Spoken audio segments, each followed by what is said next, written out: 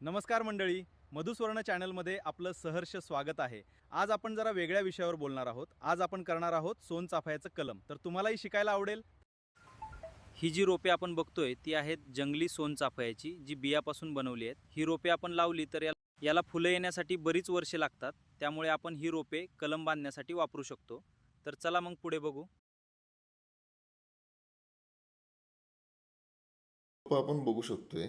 ही रोपं आहेत जंगली सोनचाफ्याची. आणि आपण समोर जे बघतोय हे आपलं सोनचाफ्याचं झाड आहे. त्याला ऑलरेडी भरपूर फुलं येतात. म्हणून ते झाड आपण सिलेक्ट केलेलं आहे. आणि त्याच्यावर अगोदर आपण अशी भेट कलमे बांधलेली आहेत.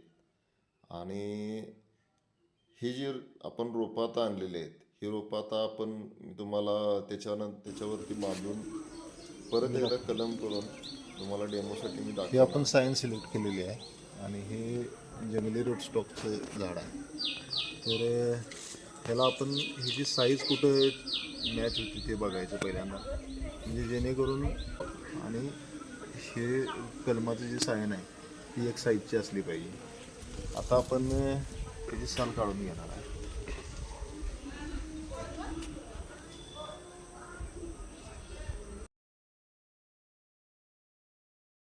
रोपाची साल काढत असताना काळजीपूर्वक काढा, जेणेकरून तो कट आहे तो आडवा नाही गेला पाहिजे. सरळ वरून खालीपर्यंत एकसारखी त्याची समान हे राहिली पाहिजे, लेवल राहिली पाहिजे. नाहीतर खाचखळगे झाले तर अटॅच होत नाही.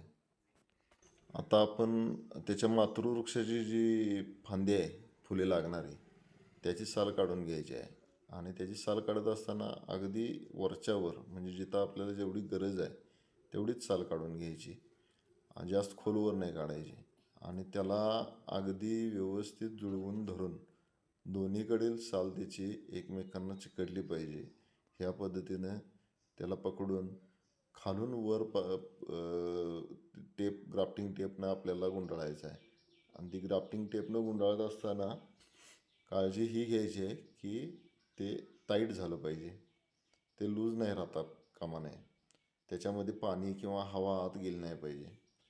आणि ह्या दोन्ही फांद्या एकत्र येऊन भेटतात, म्हणून ह्या कलमाचं नाव आहे भेट कलम. म्हणजे आपण त्या दोन्ही फांद्यांना एकमेकांना भेटवायचं. तर आता आपलं ग्राफ्टिंग झालेलं आहे पूर्ण. तर आपण पुढच्या व्हिडिओमध्ये ह्याचे रिझल्ट बघू. चला, ओके, धन्यवाद.